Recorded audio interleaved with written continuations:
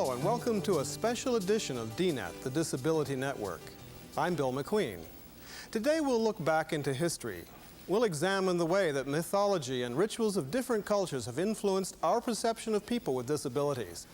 We hope you'll enjoy this full-length documentary, and we'd like to hear from you. We'll give you our address at the end of the show.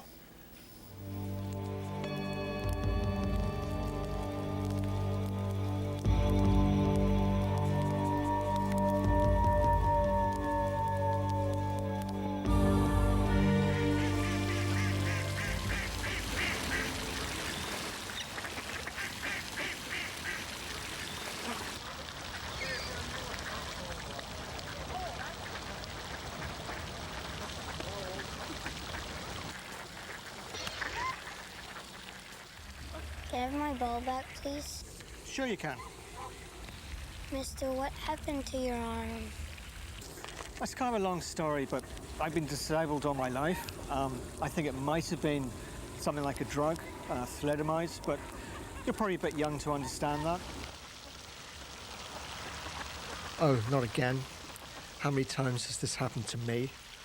He was a nice kid, and we were just talking, but she wasn't having any of it. She was scared and maybe embarrassed. But where does it come from?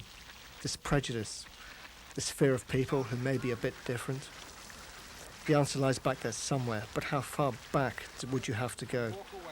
Maybe to the beginning. Maybe it started with man's quest for fire. Man became powerful when he could create fire. Early man was a hunter out of necessity.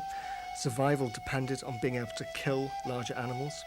The ability to create fire and make tools made life a bit easier. Life was hard, and those that were injured or couldn't keep up were probably left behind. Before medicine, injured babies either got better or died.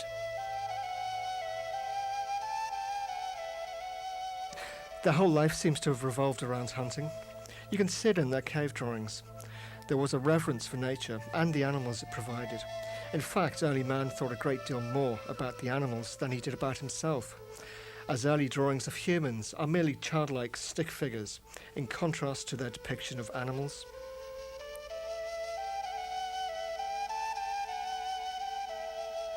Later work reveals Mother Earth-type icons, but there was always that link with nature and animals.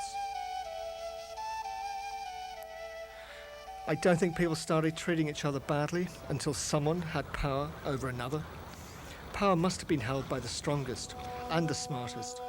Medicine men and witch doctors had power, including the power to heal. They also used animal skins as power of office. If man had progressed, he was taking his totems with him. Even today, medicine men have power. We do have our medicine men and medicine women, and we still practice the old ways. And the rooms are very full with our medicine men. The women still gravitate towards him, and there's strong belief culturally in their ability to cure many, many, many ailments. The Greeks and Romans had their medicine men, but they were better known for their thinking and their writing and art. Animals and man had become strangely intertwined. Sirens who lured sailors to their death. Pan-like creatures, half man, half goat. Mythologies were developing. Aesop wrote about animals by substituting them for humans in his fables, like the tortoise and the hare. His stories always had a moral to them. Apparently, poor Aesop was stoned to death for being so ugly. What was the moral there? Disfigurement was associated to a person who was a villain or a devil. You know, they're always symbolic. What I find in my culture, it's not only for a person, it's extended to the family. Like your parents must have done something bad, so they deserve this disabled child.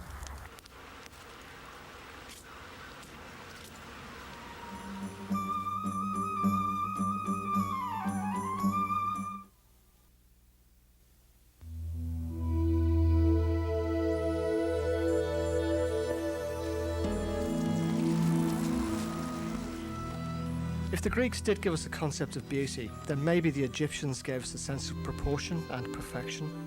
Recently I heard of an excavation at a cemetery called the Dwarf Cemetery, because many officials of the pharaohs buried there were dwarves or handicapped. They were believed to have magic powers. Speaking of power, I guess somewhere along the line, power became a part of religion, to some degree replacing man's dependency on nature for spiritual satisfaction. And where there is religion, there is always the pagan equivalent. Rituals at Stonehenge were often conducted in the late fall, about the time of our Halloween. Halloween, in fact, seems to be one of the few pagan rituals to be still with us. If you think about it, Halloween is full of symbols that show disabilities.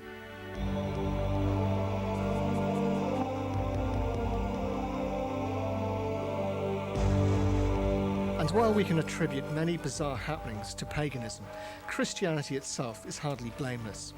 Leviticus, an Old Testament book, states in chapter 21, "And the Lord said to Moses, Say to Aaron that none of your descendants who has a deformity shall draw near. A man blind, or lame, or one who has a mutilated face or limb too long, or a man who has an injured foot or an injured hand, or a hunchback or dwarf, or a man with a defect to his sight, or an itching disease.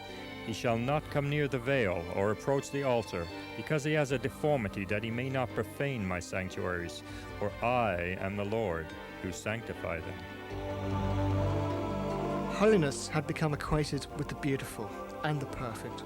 Where does that leave the rest of us? Ambrose Paré, considered one of the fathers of modern medicine, in his book Monsters and Marvels, deals with the recurring theme of animal-human hybrids. The word monster is still being used today in some medical circles.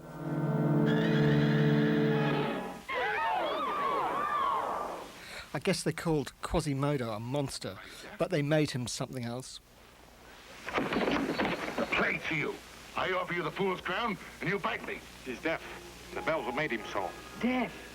Maybe he's dumb, too. That makes him the perfect king. No, he can speak. But he doesn't like to. Well, what'll we do about it? Show him the crown.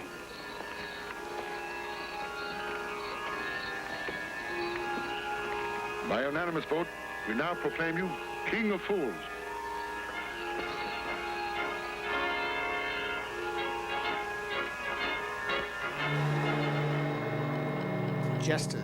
Jesters and fools, village idiots, simpletons, all there for amusement.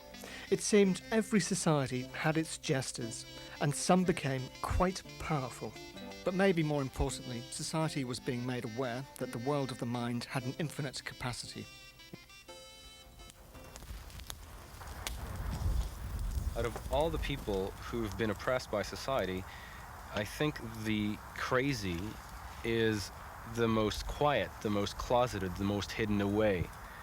The reason for this is because they truly are the gateway to the fantastic, the phantasmagoria of the strange and bizarre and all of that. Like in a painting by Hieronymus Bosch, this man dealt with it all.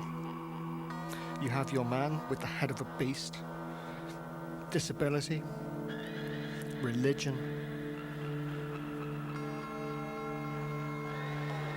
symbolism, the written word,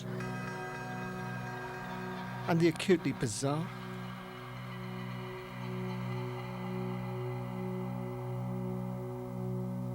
And fire. Hieronymus Bosch must have known something.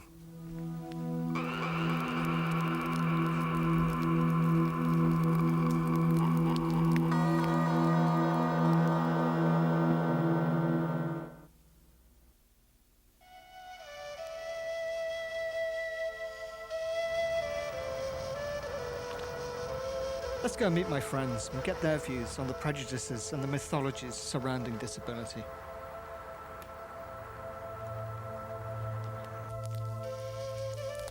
So many of us are judged by our appearances rather than what's the content within. And I always try to refer to the present that you get for your birthday or at Christmas time. If it's beautifully wrapped, you automatically think it's got to be great. It could be the worst thing you've ever received in your lifetime. We talked about how people with disabilities were always put behind closed doors. I remember when I was young, I spent a lot of time in the house while my brothers and sisters were off with their friends swimming and going to parks and things like that. Speaking as an African, colored people, you don't see too many of them in wheelchairs. So when they see me in a wheelchair and I'm an African also, they are really surprised and wonder why. In my own culture, because disability is related to sins and your past sins, maybe your past life experiences, it also encourages people to accept the differences more rapidly, and so they are polite to people with disability other than the mainstream culture I see here. They are at least, they're not abuser, they are provider to people with disability. Modern civilization has really come along and really made disabilities something that stuck out a lot more. Whereas back when we were all in the fields, as long as you could do your work, as long as you could do your role, you weren't looked at as much as being disabled, even if you were mentally disabled or a little slow. Well, I think that was, again, back to the question of survival. If you could be a functioning member of that group, then you were considered successful, even if you were slow. But what about those who are profoundly handicapped, or whether it be physically or mentally? There was really no one there that could dedicate the time, because it was a question of survival. How do I fit into the disability question? This is the question that comes up in people who term themselves psychiatric survivors. There's a lot of differences between the way that we get treated and the way that you get treated when we walk into a hospital, right? I was brought in for something called psychosis, which is when you supposedly have delusions or strange theories or ideas, or behave in a different way than is normally perceived by other people. Whatever that means, I was brought in for that. What happens here is that you are quickly administered medication to bring you down, or to quickly make your behavior conform to the behaviors that are known to be calm, to be sane, to be rational, and so on. Those behaviors that are irrational, not calm, are treated, or what shall we say, sedated. Their problem is dependency. They are quickly brought down by the system. Their will is broken, their spirit is broken. They then become dependent on a system that has already judged them to be, kind of not that important. The worst situations are more common than the best. But people who are thought to be able to act up, or people who might act up, are restrained, which bothers me. In fact, more restraints are being used today than before. The drugs that were used in the 1950s, experimenting on patients, they found out that some drugs work to stall their behavioral disability, or to stall their acting up or acting out. You dared not interact with the other patients for fear of looking like a conspirator. These poor people are brought in and caged or kept under some kind of miserable kind of duress, and they're expected to, simply sit there and be watched like zoo animals and so on. I'm not sure how I would cope. I think in dealing with disability, it is to some extent an extremely personal issue. From my own personal experiences, since I lost my nose because of recurring skin cancer, I learned to change my appearance, to enhance my appearance, because I looked different, because I was lopsided. And I had quite a depression in my chest area, which was like that until I had my chest reconstructed after I lost my nose, and I had that done in July of '89. So I've had to learn to deal with looking different. I went to one Halloween party as one of the Marx Brothers, complete with the glasses and the fake nose, even though I didn't have my own prosthesis on at that time. This way, Christy. This way. This way. So it's Halloween, time of witches, disfigurements, ghouls, things coming back from the dead. And I think it's a time when people put on the darker side of life and celebrate it.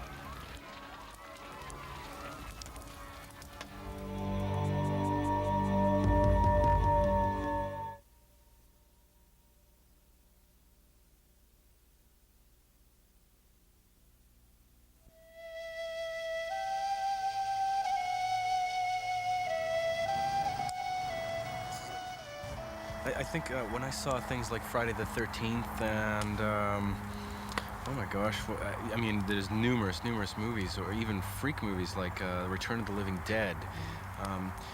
There's nothing that like when I look back at it now, there's no doubt that these people are crazed, that they are absolutely psychotic. And regrettably, Hollywood pushes it over every time into the realm of madness. Well, yeah. More destructive than creative. And I think Hollywood does perpetuate these thoughts about disabled people and how women should be perfect of body, mind, and spirit. And that isn't always the case. That's not a reality. The thing that causes me the most frustration, I think, is the perceptions that people get of you even before they get to know you. People think that all blind people, because they've seen this in movies and on TV, they think that the way a blind person learns to identify you is by feeling your face. I've never felt anybody's face. Now then, boy, take me to Captain Billy Bones or I'll break your arm. Straight to him now. Blind people have been associated with having other senses to make up for the loss of their sight. And those senses, and it's all been looked at as sort of mystical in a way. But through history, I think we've come along in a lot of ways, but the old traditional sort of gut reactions still exist. Female. Female? Well, you're called a female. Must mean you like her. You wouldn't be so casual. She alone? Yeah, she's alone. Things are heating up. Chestnut hair? Brown. Light brown. 22? What am I, a guy at a carnival? Day we stop looking, Charlie. It's the day we die. Ooh. I was thinking that film with Al Pacino, Scent of a Woman. I mean, can you smell a beautiful woman from 50 paces? Maybe 25. That film, I watched it, and I guess part of me watched it as a blind person, although I don't watch everything as a blind person, but I was more put off by just his general character than by the way the blindness was put across. I think that the character was just a first-class jerk, blind or not. My very sweet memory of watching an Indian movie is a very promising dancer who acquired a disability at the stage where his career is just near about to blossom. She loses her leg. Towards the end of the movie, she worked really hard, and she has got a new leg, and she does perform internationally. She does talk openly about her feelings, how people has treated her when she really needed the support to fight against her disability. So that's very uncommon to Indian culture, because you are supposed to hide those feelings. And at the end, the director finishes the movie. She's dancing, and her boyfriend is just asking her to forgive him, because he said, "I believe what you said, that you can achieve anything you wanted. I want to be forgiven and get back to your life. And she lifted her foot, which was amputated, and she kicks the door on his face with the same foot. And I thought, well, being a woman, it's hard. You're not supposed to do that to your husband or your fiance. And being a disabled woman, I thought that was the greatest part of the movie. Please. Attitudes, there's no question, they are changing. And they're changing, I think, partly because of technological changes. Persons with disabilities are now moving more and more, as I keep stressing, into the mainstream. But yet, I think so culturally and socially, in some ways, we're still extraordinarily backward and entrenched in pretty out-of-date stereotypes of what having a disability is. I mean, I still meet people who think because I have a physical disability that I'm kind of stupid as well. What I think myself, you know, is all that matters. And what other people are thinking, I don't really, you know, I don't really care about what other people think. You know, it's what I think of myself. If you're thinking about what anybody else is thinking, you're not gonna be happy. You know, it's simple and truth. You know. Okay. Nice meeting you guys. And I just... Oh, goodbye, everyone. Thanks for coming. Bye, great fun. Help Manu. Bye-bye, Manu. Bye-bye. Can I give you a hand? Sure. Bye. Sure, Bye, Manu. Bruce. Lovely to meet you.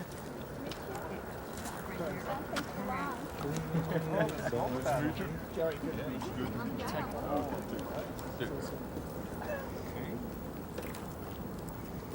A safe home, everyone. Take care.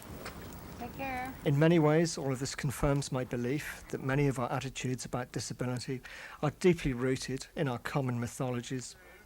But I can also see people's attitudes changing as we examine the origins of those mythologies.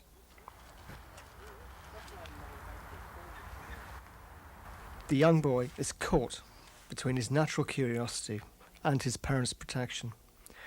Which way will he go? Hopefully, he will have the chance to make up his own mind and see things as they really are, not based on outdated myths about disability. That's our show. We'd like to hear from you. Let us know how myths have affected you, or people that you know. I'm Bill McQueen, and now here's our address. Disability Network, CBC, Box 500, Station A, Toronto, M5W 1E6. Or you can fax us at area code 416-205-3399.